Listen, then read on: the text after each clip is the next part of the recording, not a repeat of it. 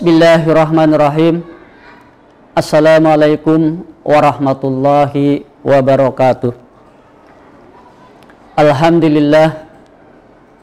Alhamdulillahilladzi hadana lihada wa ma kunna linahtadiya laula an hadanallah. Asyhadu an la ilaha illallah wahdahu la syarikalah wa asyhadu anna Muhammadan abduhu wa rasuluhu wa la nabiyya ba'dah. Qala rabbi shrah li sadri wa yassir li amri wahlul 'uqdatam min lisani yafqahu qawli. Wa ba'du. Anak-anakku, siswa-siswi min satu Kota Madiun yang saya hormati dan saya sangat banggakan, dan yang kita sama-sama dirahmati Allah Subhanahu wa taala. Pertama, puji syukur mari kita panjatkan kehadirat Allah Subhanahu wa taala. Biqaulin alhamdulillahirabbil alamin.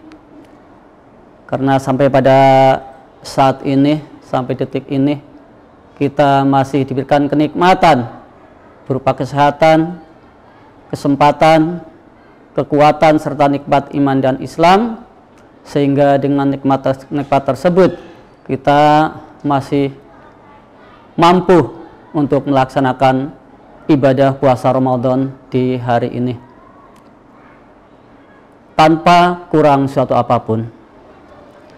Salawat serta salam semoga tercurahkan keharibaan junjungan kita Nabiullah Muhammad SAW beserta para keluarganya, para sahabatnya, para tabi'in, tabi'in dan juga segenap pengikutnya yang senantiasa istiqomah mengikuti sunnah-sunnahnya hingga yaumil kiamah. Anak-anakku, siswa-siswi min satu Kota Madiun yang saya hormati, semuanya masih sehat, masih kuat melaksanakan puasa? Alhamdulillah. Puasa adalah menahan lapar seperti yang sudah saya sampaikan beberapa hari yang lalu. Tentunya banyak hal yang harus kita kerjakan, yang harus kita laksanakan untuk bisa meraup pahala yang sebanyak-banyaknya di bulan Ramadan ini. Karena kita tahu bulan Ramadan adalah bulan yang bertabur berkah, bulan yang bertabur pahala, bulan yang bertabur maghfirah dari Allah Subhanahu wa taala. Jadi alhamdulillah anak-anak semua pada saat ini masih bisa melaksanakan puasa Ramadan dengan baik. Karena bulan Ramadan ini jangankan kita melaksanakan amal-amal yang baik, amal-amal yang wajib ataupun yang sunnah, kita baru menyambut kehadiran bulan Ramadan dengan rasa senang saja, Allah sudah menjanjikan diri kita tidak akan disentuh oleh api neraka. Di dalam sebuah hadis dikatakan bahwa orang yang merasa bahagia menyambut kehadiran bulan Ramadan diharamkan jasadnya disentuh api neraka ini. Oleh karena itu mari di bulan Ramadan yang penuh berkah ini, yang bertabur pahala, kita jangan enggan-enggan, jangan bermalas-malasan untuk melaksanakan apa yang diwajibkan oleh Allah ataupun apa yang dilanjurkan oleh Rasulullah Muhammad SAW, agar kita betul-betul bisa meraih pahala sebanyak-banyaknya di bulan Ramadan ini. Jangan kita sia-siakan, kita jangan jadikan momen Ramadan yang baik ini yang hanya datang setahun sekali ini hanya untuk berpoya-poya, hanya untuk bersenang-senang, ya. Kebahagiaan kita dengan adanya bulan Ramadan bukan berarti bahagia kita bakal mau beli baju yang baru, bakal beli ini dan beli itu, tetapi betul-betul kita merasa bahagia dengan datangnya bulan Ramadan ini, karena bulan Ramadan di dalamnya adalah bulan yang bertabur pahala. Tadi saya katakan bahwa Allah akan mengharamkan jasad kita disentuh oleh api neraka. Man fariha biduhli Ramadan haramallahu jasaduhu ala niron. Barang siapa merasa senang, barang siapa merasa bahagia dengan kehadiran bulan Ramadan, maka haram tubuh kita, jasad kita disentuh oleh api neraka. Nah, itu baru kita merasa senang saja dengan hadirnya bulan Ramadan. Apalagi kalau di dalamnya kita isi dengan amalan-amalan yang baik. Sekali lagi, marilah bulan Ramadan yang hanya datang setahun sekali, kita manfaatkan sebaik-baiknya. Jangan menjadi orang-orang yang rugi ketika datangnya bulan Ramadan, ya. Karena ada beberapa orang yang merugi karena kehadiran bulan Ramadan, diabaikan gitu saja. Di antaranya adalah yang pertama, orang yang puasanya hanya mendapat lapar dan haus. Ini orang yang rugi salah satunya adalah orang yang puasanya hanya mendapat lapar dan haus. Dalam sebuah hadis dikatakan, kam min shaimin laisa lahu min syamihi ilal ju'i wal atas. Banyak orang-orang yang melaksanakan ibadah puasa, namun puasa mereka hanya mendapatkan lapar dan dahaga atau haus. Kenapa? Karena puasa mereka dinodai dengan hal-hal yang tidak baik. Contoh, bersumpah palsu, kemudian menggunjing, mencaci, dan berkata-kata kotor. Itulah yang menyebabkan puasa kita tidak diterima atau tidak mendapatkan pahala.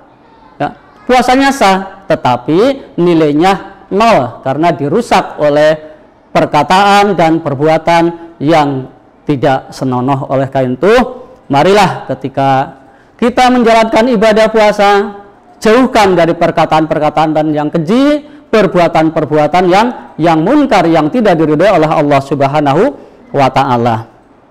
Kemudian yang kedua, orang yang merugi di saat datangnya bulan Ramadan, yaitu orang yang tidak mengikuti sholat tarawih sampai selesai. Jadi anak-anak ketika sudah datang waktu Isya, mari bersegera untuk datang ke masjid dan ikuti sholat Isya dengan baik dan dilanjutkan dengan sholat tarawih dengan baik, ya. Jangan separuh-paruh.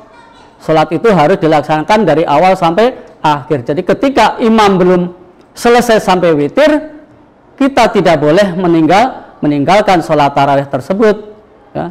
Karena sholat tarawih ini juga adalah merupakan sunnah, walaupun sunnah tetapi kita harus melaksanakan dengan baik seperti apa yang saya sampaikan tadi, supaya kita tidak menjadi orang yang merugi di bulan Ramadan. Ramadan adalah bertabur berkah, ya. Pahala ibadah sunnah, nilai pahalanya akan dilipat gandakan. Itu. Maka ikuti taraweh sampai dengan pada akhirnya, sampai sholat witir.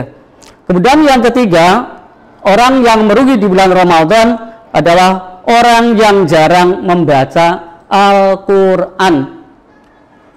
Al-Quran adalah merupakan kitab suci umat Islam, ya, pedoman hidup bagi umat Islam.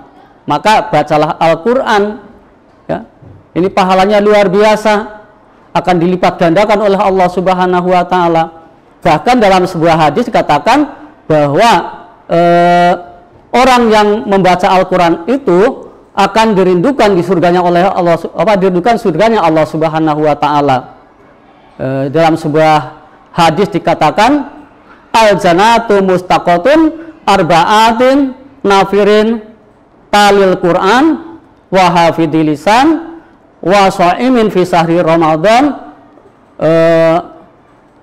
Itulah di antara orang-orang yang mendapat kerinduan dari Allah Subhanahu wa Ta'ala tadi, ya, seperti baca Al-Quran, talil Quran. Jadi ketika kita membaca Al-Quran, insya Allah surga sudah menantikan kita, ya. Inilah janji Allah. Jangankan dirindukan oleh surga, dirindukan oleh orang-orang yang kita kasihi, oleh orang-orang yang kita sayangi ataupun orang tua, kita sudah merasa senang luar biasa. Apalagi ini dirindukan oleh surganya Allah Subhanahu wa Ta'ala yang penuh kenikmatan. Baik, yang keempat, orang-orang yang merugi di bulan Ramadan adalah orang yang tidak menjaga sholat. Sholat wajib hukumnya adalah fardu ain bagi setiap mukallaf. Barang siapa yang melaksanakan maka mendapat pahala, dan barang siapa yang meninggalkan maka kita berdosa. Oleh karena itu, karena sholat ini adalah merupakan tiang agama, maka manakala kita meninggalkan sholat, maka amalan-amalan puasa Ramadan, amalan apa saja yang kita kerjakan, maka semuanya sia-sia. Karena tiket ini bisa diumpamakan, sholat ini bisa diumpamakan sebuah tiket. Ketika kita mau mengendarai sebuah kendaraan atau mau naik kapal laut misalnya, kalau kita sudah memilih tiket, maka barang bawaan sebanyak apapun yang kita bawa, maka kita bisa naikkan ke atas kapal karena sudah memiliki tiket. Namun ketika kita mau bepergian, mau naik kapal, tidak punya tiket, maka jangankan barang bawaan yang banyak kita bawa masuk ke dalam kapal, dirinya sendiri saja tidak masuk. Oleh karena itu, sholat 5 waktu ini adalah merupakan sebuah tiket. Barang bawaan apapun, kalau kita sholatnya sudah baik, maka amalan-amalan yang baik lainnya maka akan bisa dibawa, akan bisa memberikan manfaat kepada kita. Oleh karena itu, mari di bulan Ramadan ini, hari ini adalah merupakan hari yang ke-10 terakhir, ya, yaitu Idku minan nar. Kita akan dibebaskan dari siksa api neraka manakala ibadah puasa kita dilaksanakan dengan sempurna, tanpa dinodai dengan perbuatan-perbuatan yang dapat merusak nilai-nilai ibadah kita di bulan Ramadan. Anak-anak yang saya hormati, demikian yang saya sampaikan pada kesempatan siang hari ini atau pagi hari ini. Mudah-mudahan ada manfaatnya. Kurang dan lebihnya saya mohon maaf. Wallahul muwafiq ila aqwamit thoriq. Wassalamualaikum warahmatullahi wabarakatuh.